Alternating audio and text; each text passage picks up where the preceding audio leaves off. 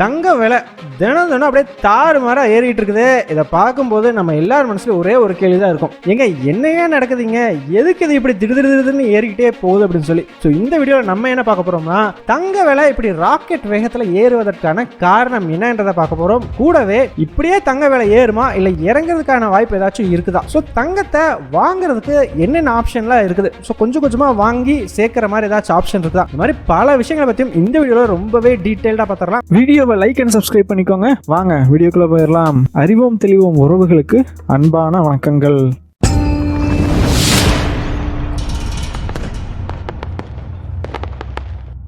முதல் விஷயமா, தங்க விலை டெய்லியுமே தொடர்ந்து ஏறிக்கிட்டே இருக்குது. கிட்டத்தட்ட தாறுமாறா ஏறுது அப்படின்னே சொல்லலாம். நியூஸ் சேனலில் போட்டாலே தங்க விலை இன்னைக்கு ஏறிடுச்சு அப்படிங்கிற செய்தி தான் வருது.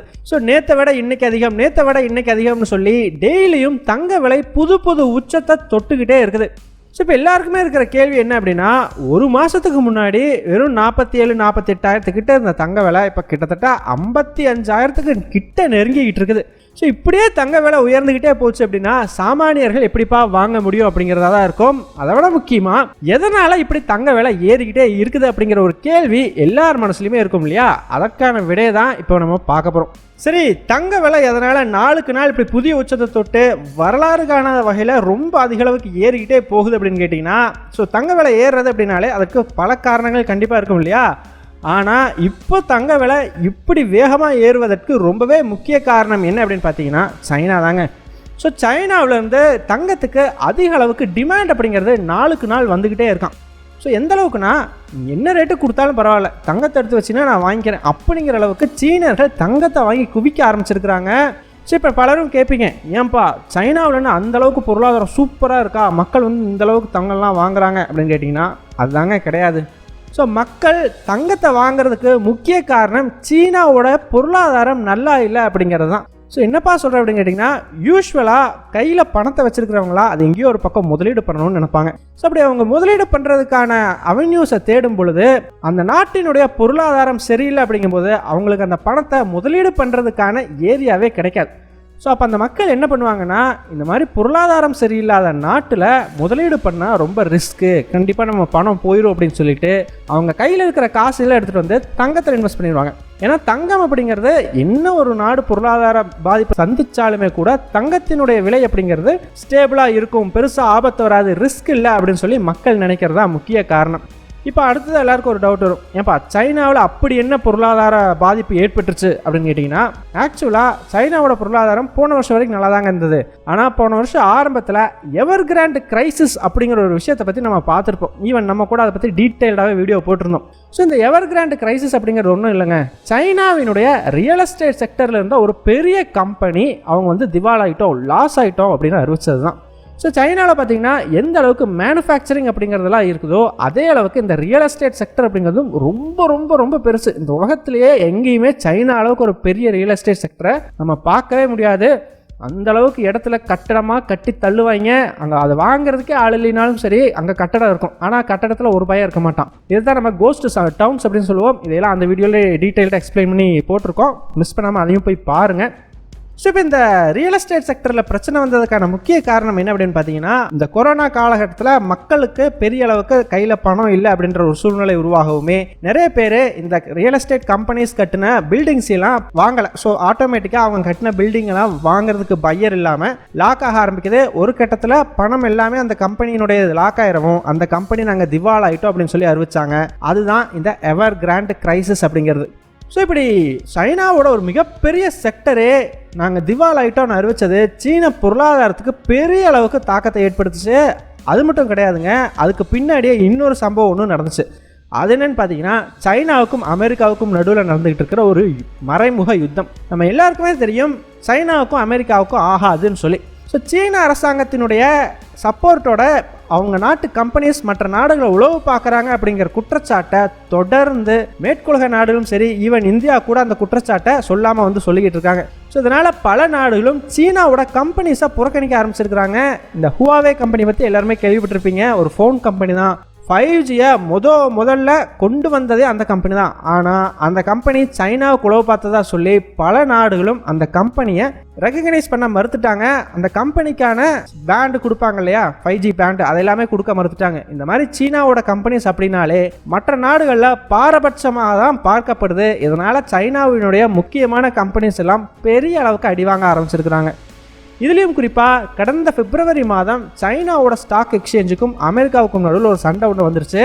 ஸோ இந்த சண்டையில் பார்த்தீங்கன்னா அமெரிக்க அரசாங்கம் இந்த மாதிரி சைனாவோட கம்பெனிஸ் எல்லாம் நாங்கள் சொல்கிற மாதிரி கேட்கல அப்படின்னா எங்கள் நாட்டில் லிஸ்ட் பண்ணியிருக்கிற எல்லா கம்பெனிஸையும் நாங்கள் அந்த லிஸ்ட்டை விட்டு தூக்கிடுவோம் அப்படிங்கிற ஒரு மிரட்டலை எடுத்துருக்கிறாங்க. இந்தியாவை எடுத்துக்கிட்டிங்கன்னா இந்திய அரசாங்கம் டிக்டாக் இந்த மாதிரி பல சைனா ஆப்ஸை தொடர்ந்து பேன் பண்ணுறாங்க இல்லையா. அது மட்டும் இல்லை, சைனா கம்பெனிஸில் அடிக்கடி இந்தியன் கவர்மெண்ட் வந்து ரெய்டு விடுறாங்க. ஸோ இந்த மாதிரி எல்லா நாடுகள்லையும் சைனாவுக்கு எதிரான ஒரு மனநிலை, சைனா கம்பெனிஸுக்கு எதிரான நடவடிக்கைகள் அப்படிங்கிறது தொடர்ந்து நடந்துக்கிட்டு இருக்கிறது இல்லையா.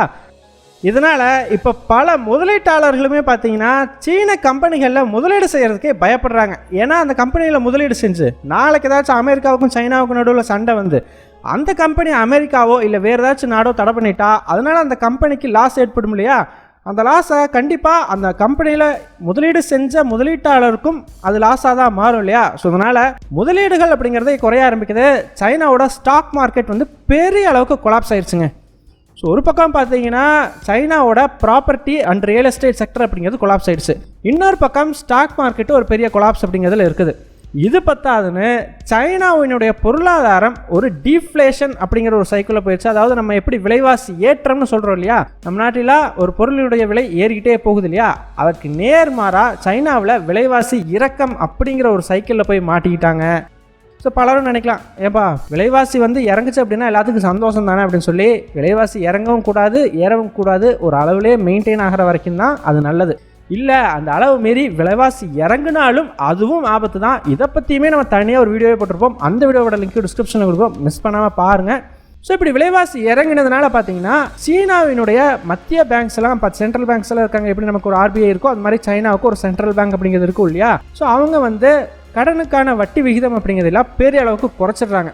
ஸோ தட் இப்போது யாராச்சும் கையில் பணம் வச்சுருந்தா அதை எடுத்துகிட்டு போய் பேங்க்கில் போட்டாங்கன்னா அவங்களுக்கு அந்த டெபாசிட் பண்ணதுக்கான வட்டி அப்படிங்கிறது ரொம்ப கம்மியாக தான் வரும் அப்படிங்கிற ஒரு சூழ்நிலை உருவாகுது. ஸோ இந்த மாதிரி இந்த 3 விஷயமும் சேர்ந்துக்குது. ஸோ யோசிச்சு பாருங்கள், மக்கள் கையில் இப்போ காசு இருக்குது, ஆனால் அந்த காசு எடுத்துகிட்டு போயிட்டு ரியல் எஸ்டேட் செக்டரில் போடலான்னா அந்த செக்டர் பெரிய அளவு கொலாப்ஸ் ஆகிருக்குது. ஆக்சுவலாக பலரும் பெரிய அளவுக்கு இந்த ரியல் எஸ்டேட் செக்டரில் தான் முதலீடு பண்ணுவாங்க, அதுவே காலி கொலாப்ஸ் ஆன ஒரு சூழ்நிலையில் இருக்குது. இன்னும் அது மீண்டு வரல. இன்னொரு பக்கம் சரிப்பா ஸ்டாக் மார்க்கெட்டில் போகலாம், பல கம்பெனிஸில் இன்வெஸ்ட் பண்ணலாம் அப்படின்னு பார்த்தா ஸ்டாக் மார்க்கெட்டும் கொலாப்ஸில் இருக்குது. பத்தாவதுக்கு அமெரிக்காவுக்கும் அந்த சைனாவுக்கும் இடையில் இருக்கிற போட்டி காரணமாக என்ன நேரத்தில் எந்த கம்பெனியில் கை வைப்பாங்க அப்படிங்கிற ஒரு சூழ்நிலை தெரியாமையே போயிட்டு இருக்கிறதுனால பலரும் பயப்படுறாங்க. சரி இது எதுவும் வேணாம், கொண்டு போய் பேங்க்கில் போட்டு கம்முன்னு வட்டியை மட்டும் வாங்கிக்கலாம் அப்படின்னு பார்த்தா பேங்க்கில் வட்டி கொடுக்குறது அப்படிங்கிறதுமே ரொம்ப கம்மியாக தான் இருக்குது.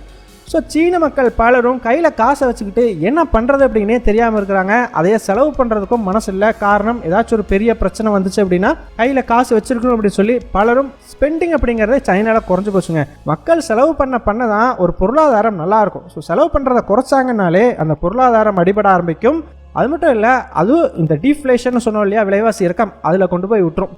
இப்போ சீன மக்கள் பலரும் சரி ஓகே இருக்கிற காசை எங்கே போட்டாலும் ஆபத்து தான், காமனு கொண்டு போய் தங்கத்தில் போடும் அப்படின்னு சொல்லிட்டு கோல்டு காயினாகவும் கோல்டு பாராகவும் அப்படியே தங்கத்தை வாங்கி வீட்டில் அடுக்க ஆரம்பிச்சிருக்கிறாங்களாம். ஸோ இதனால தான் சைனாவிலேருந்து கோல்டுக்கு பெரிய அளவுக்கு டிமாண்ட் வருது. ஸோ அதனால தான் தங்கத்தினுடைய விலை இந்த அளவுக்கு கிடுகிடுன்னு ஏறிட்டு போகுது அப்படின்னு சொல்கிறாங்க. ஸோ இது மட்டுமே காரணம் அப்படின்னு கேட்டிங்கன்னா கண்டிப்பாக இல்லை இல்லையா. ஸோ நிறைய காரணங்கள் இருக்கும். அதில் அடுத்த காரணம் என்ன அப்படின்னு பார்த்தீங்கன்னா அமெரிக்கா பொருளாதாரம். ஸோ அமெரிக்கா பொருளாதாரத்துலையுமே பார்த்தீங்கன்னா விலைவாசி ஏற்றம்ங்கிறது அதிகரிக்க இறங்கன்னு சொல்லி முதலீட்டாளர்களை ஏமாற்றிக்கிட்டே இருக்குது. ஸோ இதனால் அமெரிக்காவினுடைய மத்திய வங்கி கடனுடைய வட்டி சதவீதத்தை குறைப்பாங்க அப்படின்னு சொல்லி பலரும் எதிர்பார்த்தாங்க. ஆனால் அதை குறைக்காமல் வைத்திருக்க வேண்டிய ஒரு சூழ்நிலை ஏற்பட்டிருக்குது. ஸோ இந்த மாதிரி அமெரிக்க பொருளாதாரமும் ஸ்டேபிளாக இல்லாத காரணத்தினால அதுவும் முதலீட்டாளர்கள் மத்தியில் ஒரு பயத்தை ஏற்படுத்தி அதனாலேயும் நிறைய பேர் தங்கம் வாங்குறாங்க. ஃபைனலாக ஒரு பக்கம் ஈரான் இஸ்ரேல் காசான்னு சொல்லி இங்கே ஒரு பெரிய போர் ஓடிக்கிட்டு இருக்குது. இன்னொரு பக்கம் ரஷ்யா உக்ரைன்னு சொல்லி அங்கே ஒரு பெரிய போர் ஓடிக்கிட்டு இருக்குது.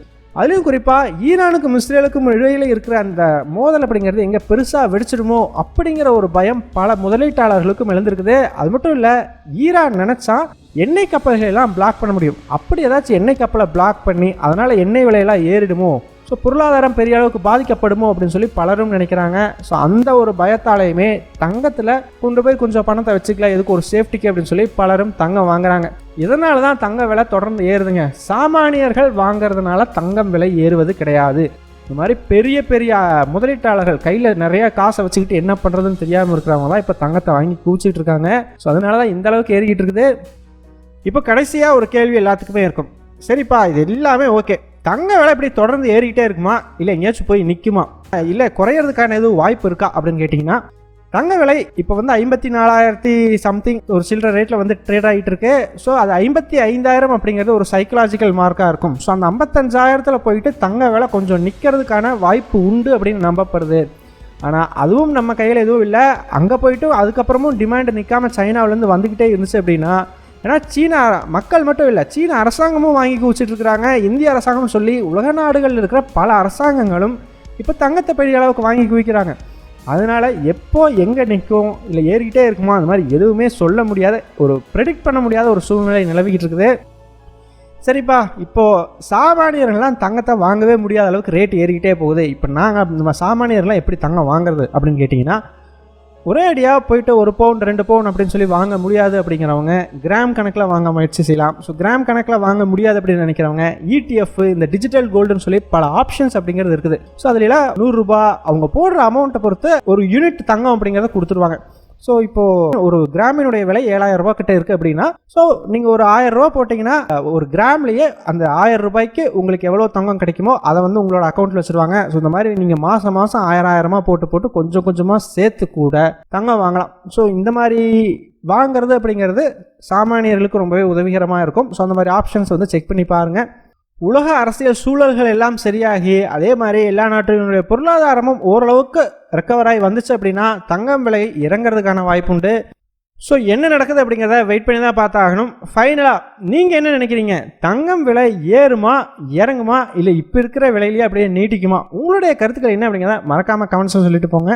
எங்கள் டெலிகிராம் சேனல் லிங்க் டிஸ்கிரிப்ஷனில் கொடுக்குறோம். இன்ட்ரெஸ்ட் இருக்கிறவங்க ஜாயின் பண்ணிக்கோங்க. ரொம்ப முக்கியமான செய்திகள் அதில் பகிரப்படும். வீடியோ பிடிச்சிருந்ததுன்னா லைக் பண்ணிக்கோங்க, சப்ஸ்கிரைப் பண்ணிக்கோங்க. இதன் மூலமாக எங்களுடைய வீடியோஸ் இன்னும் நிறைய பேர்த்துக்கு போய் சேரும். முடிஞ்சால் உங்களுடைய ஃப்ரெண்ட்ஸுக்கிட்டையும் நிறைய ஷேர் பண்ணிக்கோங்க.